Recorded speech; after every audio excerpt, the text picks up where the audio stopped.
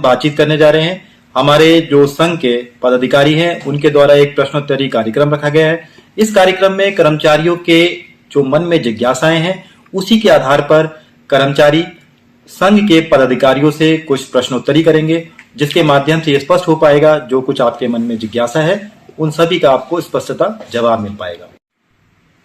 नमस्कार दोस्तों, 24 सितंबर को जो डेट लगी है कोर्ट में उपनल कर्मचारी के संबंध में, उसी संबंध में आज कुछ प्रश्न उत्तर यहाँ पे होंगे। तो पहला प्रश्न मेरा सीधा सा यही है जो सभी कर्मचारियों के मन में है कि जो 24 सितंबर को कोर्ट के लिए सहयोग करना है वो कैसे करना है, कहाँ करना है, उसके संबंध में हमारे महामंत्री उपनल संविदा समिति के महामंत्री वो उसका अच्छा सा जवाब देंगे और दिशा निर्देश बताएंगे कि कैसे करना। तो कृपया महामंत्री जी आप प्रकाश डालिएगा कि कैसे सहयोग करें। बिल्कुल सही, अच्छा क्वेश्चन पूछा। हमने पूर्व में भी कई बार कई माध्यमों से हमने ये बताया है कर्मचारियों को कि वर्तमान में जो कुंदन सिंह केस उपनल समिति कर्मचारी देख रहा है, जिसमें कि अब संयुक्त मोर्चे में हमारे साथ महासंघ भी आ गए, उनकी पदाधिकारी गुदियाल जी ने भी खुद ही अपने बातों से कहा है कि हाँ कि ठीक है कि ये जो कुंदन सिंह का जो मुख्य केस है वो उपनल समिति कर्मचारी संघ के ही मुख्य खाता जो हल्द्वानी में है उसमें ही सब लोग सहयोग करें, क्योंकि कर्मचारी के अंदर यही भ्रांति आ जाती है कि हम किस संगठन को करें, किस आदमी को करें, किसके कहने पे करें। तो हमने उन सबको उसका निराकरण के लिए हमने एक हल निकाला है कि अब वर्तमान में जो एक खाता है जो हमने हमेशा समय समय पर फ्लैश आउट भी किया है, आपने देखा होगा, तो उसमें डाली गया। और साथ में इसके साथ एक बहुत अहम चीजें हैं, क्योंकि कर्मचारी क्या होता है अपने अपने विभागों से पैसा इकट्ठा करके जिसको भी देना दे देता है, लेकिन उसकी सूची नहीं देता है। हम ये चाहते हैं वो चाहे वो किसी को भी दे, पहले तो किसी पर्सनल अकाउंट में ना दे, क्योंकि हमने सख्त मना किया है कि कोई भी किसी के निजी खाते में कोई भी पैसा नहीं डालेगा, चाहे वो शायद मैं ही क्यों हो, चाहे वो कोई भी पद धारण करता हो। लेकिन किसी की अगर मजबूरी है कि वो किसी और संगठन की कार्यकारिणी, किसी के अपने संगठन की कार्यकारिणी बनी है, वो उसमें जमा करना चाहता है, तो फिर तो उसके लिए भी एक हल निकाला हमने कि वो वहां देने से पहले जिन कर्मचारियों का जो भी नाम है वो ग्रुप में जितने भी ग्रुप जुड़े हैं उस ग्रुप में ये पर्सनली मेरे जो हमारे नंबर उनके पास होंगे वो हमको भी इससे साझा करें, ताकि हमारे तक भी सूचना जाए कि आपने अपना पैसा अपनी सूची उस संगठन को या फलाने संगठन को दिया है, वो फिर हमको ये उपनल समिति कर्मचारी संघ को ट्रांसफर करेगा। ये भी एक पारदर्शिता का काम करेगी इससे। हाँ बिल्कुल, कि पारदर्शिता नहीं होगी तो फिर कर्मचारी के मन में बहुत सारे सवाल आएंगे और हम किसको पूछेंगे कि आपके कर्मचारी ने आपको पैसा दिया तो आपने क्या इनको दिया वापस। तो ये सवाल अपने आप में बहुत बड़ा है, इसको समझिएगा, सोचिएगा, उसके बाद ही आप कहीं भी दीजिएगा। और लिस्ट में जो है उनका नाम, उनका मोबाइल नंबर और कितनी धनराशि एक प्रत्येक कार्मिक के द्वारा दी गई है उसके बारे में पूरा विवरण, ताकि हमें पता लग जाए कि आपकी राशि आ गई है और कहाँ गई है, हम पता कम से कम ये है कि वो जवाब सवाल करने की स्थिति में होंगे कि हमने भाई देखो ये ग्रुपों में डाला, आपने भी देखा, और अगर ऐसा कोई कर भी रहा होगा, वो चाह भी रहा होगा कि मैं अपने पर्सनल खाते में मंगा लूं, तो उसे भी डर लगेगा कि नहीं भाई यार ये तो सारी चीजें ग्रुपों में चली जाएंगी, तो कल की डेट में मुझसे कोई सवाल।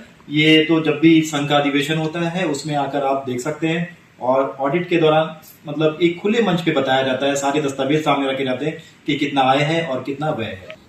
मेरे मन में एक समाधान शंका हो रही है जी कि 4th क्लास वालों की तरफ से जो उनका कैडर मृत्यु हो चुका है और कुंदन सिंह केस जो चल रहा है, तो कई 4th क्लास वालों के मन में ये शंका है कि हमें इससे लाभान्वित नहीं हो रहे हैं, हमें इससे लाभ नहीं मिल रहा है, क्या उनको भी इस कुंदन सिंह केस से लाभ मिलेगा? क्योंकि उनका कैडर जो है मृत्यु हो चुका है और वो लोग संघ का समाधान दुविधा में है, तो उनका संघ का समाधान चाहिए। इस बात के लिए मैं थोड़ा सा इसकी ओर प्रकाश डालना चाहूंगा। सबसे पहले हमें ये समझना है कि कैडर का मृत होना क्या है। क्या ग्रुप डी में नई भर्तियां निकल रही है? क्या ग्रुप डी के लिए आप नया आवेदन कर रहे हैं? देखिए, मृत का आशय कि अब इस पे भर्ती नहीं होगी, यानी सरकार के द्वारा नए पद नहीं निकाले, परंतु जो उपनल से लगे हुए उन लोगों को माननीय उच्च न्यायालय द्वारा राहत दी गई है 2018 के निर्णय, और उसमें कहीं भी ये नहीं लिखा है कि ग्रुप डी के लोगों को लाभ नहीं दिया जाएगा। बात समझने वाली यह है कि जब भी निर्णय आएगा माननीय सर्वोच्च न्यायालय से, तो होगा ये कि आप उस पद पे काम कर रहे हैं और आपको उस पद पे नियुक्ति दी जाएगी। आपने कोई नया आवेदन नहीं करा है, आपकी कोई नई नियुक्ति नहीं निकली है, आप पूर्व से ही काम कर रहे हैं, आपका विनियमितीकरण होना है। अब विनियमितीकरण के भी मेरे पास 2 उदाहरण है, 2011 की नियमावली देखिए, 2013 की देखिए, और 2016 तक भी माना कि वो स्टे है, परंतु उसमें भी लोगों के नियमितीकरण हुए हैं।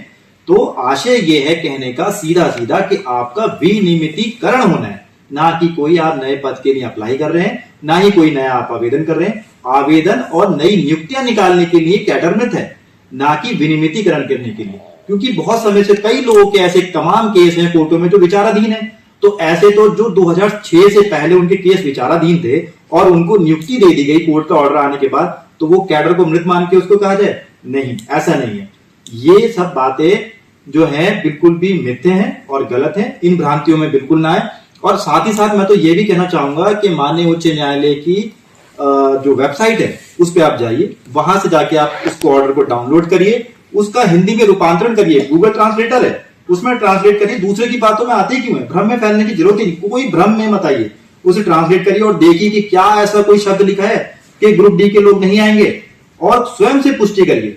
इतनी आसानी से आप भ्रम में ना आए, सत्यता की पड़ताल करें और सत्य को स्वयं जाने, किसी और के मुख से ना जाने।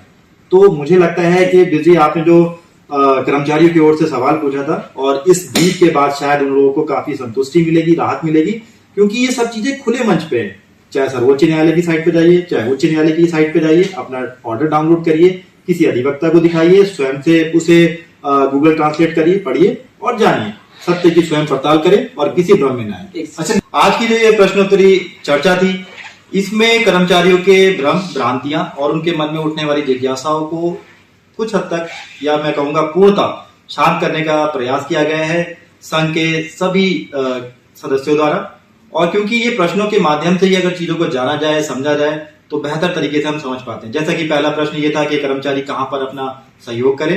दूसरा प्रश्न ये था, क्या ग्रुप डी वालों को इस कोर्ट केस से आने वाले निर्णय से लाभ मिलेगा या नहीं मिलेगा।